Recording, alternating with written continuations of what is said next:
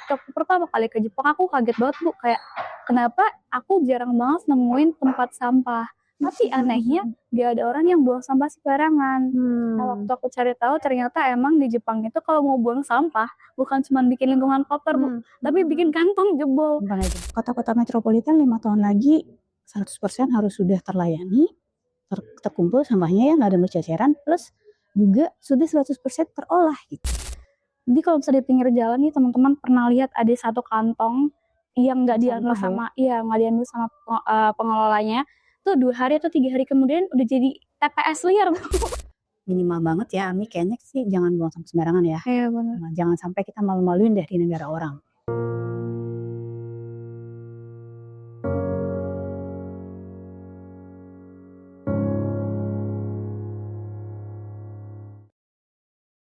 Halo, ketemu lagi bareng kami di podcast Pulang Kerja. Bareng saya Dini dan ini Ami. Kami berdua adalah rekan diskusi lintas generasi. Nah, buat kamu yang belum subscribe dan ngerasa podcast ini ada manfaatnya buat kamu, jangan lupa subscribe dulu ya sebelum kita lanjut ke episode ini. Ya, supaya kita semangat terus untuk bikin konten-konten yang pastinya akan bermanfaat buat kalian semua. Oke, jadi untuk episode sekarang kita mau bahas apa nih, Ami? Oke, karena akhir-akhir ini lagi ada yang viral nih ya Bu di TikTok, yaitu hashtag kabur aja dulu. Iya. Nah, banyak yang bilang kayak, oh Indonesia gue gini-gini aja ya. Jadi banyak yang, aduh kayak gue harus kabur ke luar negeri dulu deh. Ibu udah denger belum sih Bu? Ya, aku juga denger sih. Ya, jadi lucu ya fenomenanya anak-anak muda peduli juga gitu ya sama kondisi negara kita. Dan kalau saya sih melihatnya anak muda yang ingin merantau tuh bagus ya. Kalau saya sendiri juga salah satu yang pernah merantau waktu muda. Iya banyak kok positifnya. Bisa lebih mandiri, bisa lebih tahu tentang budaya di luar, perbedaannya, kondisi-kondisi yang selama ini nggak pernah kita alami di sini. Banyak hal-hal positif kok dari kita merantau keluar gitu. Ya itu menurut saya sih. Kayak mungkin kalau secara pro-nya kayak gitu kali Bu, tapi aku baca-baca nih Bu di beberapa komen, ternyata banyak juga yang kontra karena menurut mereka orang-orang yang udah pergi ke luar negeri lebih banyak yang memilih untuk stay di sana dan akhirnya kayak berpikir itu mah brain aja. Jadi akhirnya orang-orang yang punya intelektual baik, terus juga punya capability malah berkontribusi sama negara lain bukan negaranya sendiri. Oke. Ya sebenarnya kalau itu resiko ya. Kalau misalnya di negara sendiri kurang begitu menjanjikan untuk kualitas hidup yang baik, emang sering sih orang akan mencari peruntungan di tempat lain. Ya selama itu tetap bisa berkontribusi baik kepada negara kita, kalau menurut saya sih nggak ada masalah ya. Kan kita punya banyak diaspora di negara lain juga, gitu kan. Tetap hidup di luar negeri, tapi tetap kontribusi ke tanah airnya juga ada. Nah, cuman yang harus kita perhatikan sebenarnya kalau misalnya kita tinggal di luar negeri, kita kan harus menyiapkan juga diri kita bukan hanya dari segi niat doang gitu ya. Niat doang atau mungkin juga uang mungkin ada, materi mungkin ada, fisik juga mungkin ada, tapi ada hal-hal yang kita harus siapin mental kita dan perilaku kita juga harus sudah siap juga. Jangan sampai budayanya kan bedain. Apa sih namanya gegar budaya ya, masuk culture lah gitu. Itu aja sih mungkinnya yang harus disiapin kalau teman-teman mau kabur atau mau pergi ke luar negeri lah gitu.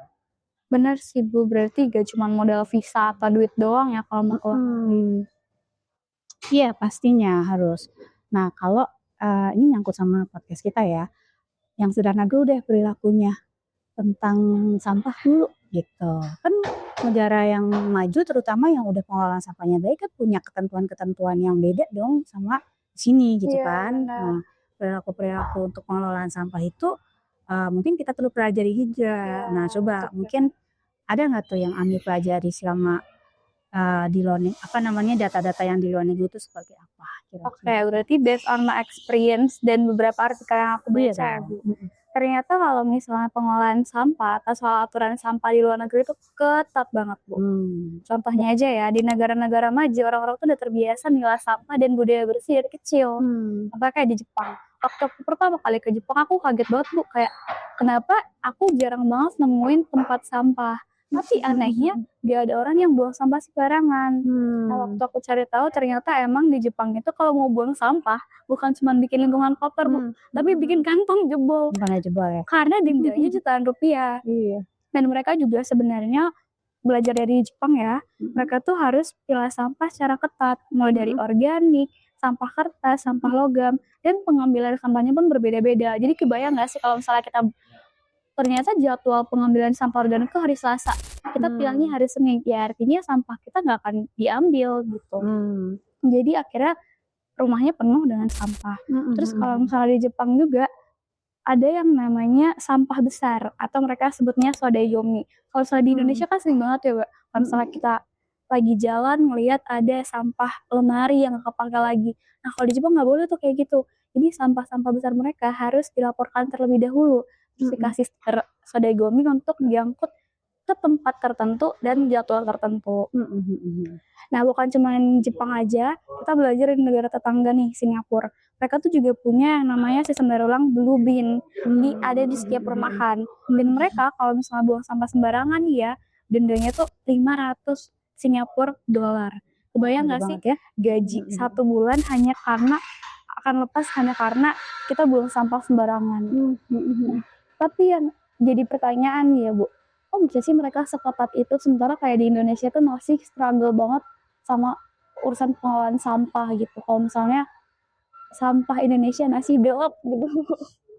Sebelum itu aku nggak tanya dulu, emangnya Ami pengen pindah kemana kira-kira? Waduh. Kriterianya apa? Kalau aku sih sebenarnya belum kepikiran nih, Bu, kalau ditanya ke negara mana.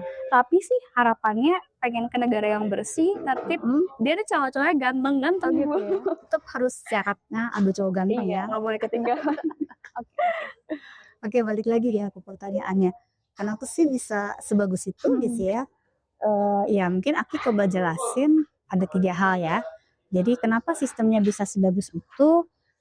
Syarat-syaratnya tuh minimal yang pertama, jadi ada SOP yang jelas atau tata kelolanya tuh harus jelas. Jadi kalau misalnya kita lihat ada jadwal, ada tempat sampah yang khusus yang warnanya beda, itu kan salah satu SOP ya. Kamu milahnya gini, kategori pemilahannya gini. Nah, itu jelas tuh siapa, misalnya warga harus melakukan apa gitu. Terus kapan melakukannya, caranya gimana, ada SOP yang jelas buat warga. Terus nanti setelah warga memilah, apa yang harus dilakukan oleh si pengumpulnya misalnya kan.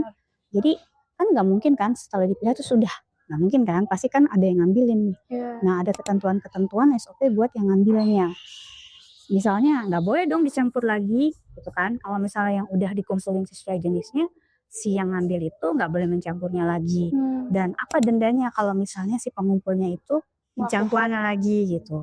Termasuk juga ya denda-denda kalau misalnya kita warga salah milah misalnya kan. Jadi ada SOP yang jelas. Nah, SOP yang jelas ini itu mungkin yang sering kita lihat kalau kita tinggal di luar yang pola pengelolaan sampah udah bagus tuh, yang kita lihat bisa kok, kayaknya orang Indonesia bisa kok gitu menyesuaikan. Tapi nah yang sering kali tuh kita tuh nggak lihat yang terjadi di belakang layarnya gitu. Jadi kayak misalnya setelah dipilah, petugasnya itu ngambilnya gimana caranya, jadwalnya gimana, terus dibawa kemana gitu. Nah, dan itu nggak cuman sampah-sampah yang bisa didaur ulang aja, tapi kan semua sampahnya diurusin gitu, sampai yang misalnya yang organik atau yang B3 atau yang residu gitu ya, yang nggak bisa diolah secara daur ulang kan semua ditanganin. Nah, itu tuh jelas di balik layarnya seperti apa. Nah, satu itu persyaratan yang pertama tuh itu. Gitu. Berarti bukan hanya first attempt-nya aja ya, Bu, yang dipikirin, tapi next step-nya, back-end-nya gimana. Iya, jadi bukan cuman front-nya aja ya yang kita lihat, tapi juga di balik layarnya atau back-end-nya, kalau bahasa IT tuh ya back-end-nya lah gitu kan, programming di belakang itu harus behind the scene gitu. Jangan sampai nggak connect antara yang depan sama behind-nya gitu. Itu yang pertama ya. Nah, terus yang kedua tuh juga harus ada target atau yang mau dicapai itu harus jelas, harus disepakati sama-sama. Jangka pendeknya apa, jangka menengahnya apa, jangka panjangnya apa gitu. Nah, kalau di luar negeri itu setahu saya yang kayak Jepang gitu ya, Jerman juga, negara-negara Eropa, dan di Singapura juga. Jadi mereka target jangka pendeknya itu sampah harus terkolek semua, nggak boleh ada yang bercecer gitu ya, semua harus terlayani nih 100% warganya. Dan sampah yang udah terkumpul itu bukan cuma pindah tempat yang kita bahas sebelumnya ya, bukan cuma commuting aja dari sini ke sini, tapi barangnya begitu-begitu aja. Nah, target mereka ini, negara-negara ini, jangka pendek itu sampah itu harus 100% juga sudah diolah dengan cepat gitu. Nah, makanya banyak negara-negara ini yang seperti ini membuat pengolahan sampahnya untuk menjadi energi, karena itu teknologi yang paling cepat menghabiskan sampah, sehingga mereka juga punya confidence gitu ya, punya PD, oke, sampah sekarang minimal sudah tertangani dengan cepat. Nah, baru jangka menengahnya gitu ya, mereka bikin program yang lebih kayak pemanfaatan untuk circular ekonomi, atau mungkin juga pengurangan di sumber gitu ya, edukasi dan sebagainya. Itu biasanya dilakukan setelah basicnya atau fondasinya itu selesai dulu. Nah, kita bisa sebenarnya punya target kayak gitu ya. Contoh nih, yang kita sekarang belum punya itu target yang cukup jelas, cukup spesifik, itu misalnya 3 tahun lagi atau 5 tahun lagi misalnya kota-kota besar atau kota-kota metropolitan nih, jadi yang penduduknya 1 juta lebih gitu ya, misalnya nih, ini contoh target yang jelas ya kalau menurut saya. Kota-kota metropolitan 5 tahun lagi 100% harus sudah terlayani, terkumpul sampahnya ya, nggak ada berceceran, plus juga sudah 100% terolah gitu. Apakah mau pakai pengolahan daur ulang, apakah mau pakai energi, apakah mau jadi pupuk, tapi tidak ada lagi yang cuman pindah tempat ke TPA gitu. Itu misalnya ditargetin 5 tahun, ayo kita sepakat semua. Nah, 10 tahun kota yang sedang atau kecil gitu, kita targetin. Nah, itu target-target semacam itu tuh kalau menurut saya pas banget tuh kalau bisa disepakati bersama. Jadi kita udah bisa ngebayangin tuh bakal ngapain gitu. Nah, itu contoh yang berarti emang harus step by step, dan ya base-nya aman dulu ya Bu, di collection, dan mungkin inovasi pengolahannya jelas gitu. Iya, benar. Jadi memang basicnya atau fondasinya itu kita harus punya pelayanan yang maksimal gitu, dan pelayanan yang maksimal itu sampai sampahnya itu terolah tuntas gitu. Yang ketiga ya. Jadi yang ketiga, yang terakhir tuh kita punya parameter yang jelas nih. Kita mengukur keberhasilan atau capaiannya itu gimana sih gitu. KPI. Jadi kalau di swasta kita punya parameter indicator ya. Jadi apa nih ukurannya, misalnya kalau misalnya kita tadi udah mau menargetkan sampah harus terolah 100% nih, kan artinya kita punya parameter kuncinya. Contoh nih, berarti kalau misalnya dia diolah menjadi energi, misalnya kita punya dong KPI-nya berapa energi yang dihasilkan gitu ya kan, atau misalnya targetnya mau daur ulang 100% misalnya dari sampah-sampah plastik dan sebagainya. Ada dong KPI yang berapa sih yang sudah masuk ke pabrik daur ulang gitu kan. Atau misalnya diekspor ke pasar daur ulang. Itu KPI itu kita harus punya gitu. Dan kita bisa ukur kan dari tahun ke tahun. Kalau misalnya kita kerja sama-sama pabrik semen gitu ya, untuk membuat RDF atau bahan bakar yang dipakai sama semen, kan kita bisa kerjasama tuh sama semen untuk mengecek apakah benar sampah-sampah sudah terolah dan masuk ke sana gitu. Jadi KPI ini, parameter-parameter ini harus disepakati sesuatu yang bisa diukur, bisa divalidasi, bisa dicek, dan bagaimana cara ngeceknya juga jelas gitu. Jadi bukan sesuatu yang masih mengawang-awang terus bingung cara ngukurnya gimana gitu. Misalnya ya pengelolaan sampah harus baik gitu. Nah, baik itu apa parameternya gitu. Nah, kalau kita belum bisa membuat target yang konkret atau spesifik dan ada alat ukur yang jelas, ya saya melihatnya susah ya kita bisa mengukur diri kita sendiri udah sampai mana gitu. Akhirnya ya kita masih gelap seperti permainan sekarang, gelap gitu. Nah, mungkin sekalian aja kita coba cek nih perilaku masyarakat kita itu sekarang tuh sudah seperti apa sih dengan sistem yang kira-kira kayak gini gitu. Aku searching nih Bu soal kebiasaan masyarakat dalam mengelola sampah. Nah, menarik yang muncul tuh adalah kebiasaan buruk ya Bu. Ternyata masyarakat Indonesia masih banyak yang buang sampah sembarangan, bakar sampah, atau buang langsung ke sungai. Ini nggak tahu ya apa karena emang di daerah mereka belum masuk layanan pengolahan sampah atau memang udah kebiasaan aja. Contoh gampangnya nih ya Bu, di sekitar kita. Jadi kalau misalnya di pinggir jalan nih teman-teman pernah lihat ada satu kantong yang nggak diambil Sampah ya? nggak diambil sama pengelolanya. Tuh 2 hari atau 3 hari kemudian udah jadi TPS liar Bu, Jadi dilihat-lihat. kayak mengundang Makin yang banyak lain-lain iya, datang. yang lain ngaku mau, "Ah gue buang di sini aja deh di tempat pengelola." TPS-nya jauh banget gitu. Nah selain itu juga masih banyak kejadian-kejadian di mana masyarakatnya masih gak aware gitu Bu sama pengelolaan sampah. Contohnya aja yang viral nih kemarin, Pandawara tuh abis bersihin Sungai Citarum. Tapi 2 atau 3 hari setelahnya, wah sampahnya berkali-kali lipat. Bahkan banyak yang ketahuan buang sampah langsung di sungai. Itu masyarakat Indonesia ya. Nggak bisa gitu ya? Nah, masalahnya nggak Balik cuma lagi ya? iya, masalahnya nggak cuma berhenti di situ sih Bu. Jadi kalau misalnya berdasarkan data Bappenas, Indonesia itu menjadi penyumbang kedua terbesar dalam sampah makanan. Jadi kayak misalnya di food court, bioskop atau ruang publik lainnya, banyak banget tuh masyarakat yang nggak mau buang sampah dengan baik. Alasannya ya karena ada petugas yang bersihin. Iya, itu emang budaya sih ya, termasuk ya itu Pandawara mungkin akhirnya dianggap oleh masyarakat, dianggap tanda kutip ya dia aja ngebersihin Iya gitu ya. benar, Mungkin kayak kayak itu gitu bisa juga ya. menjawab mereka.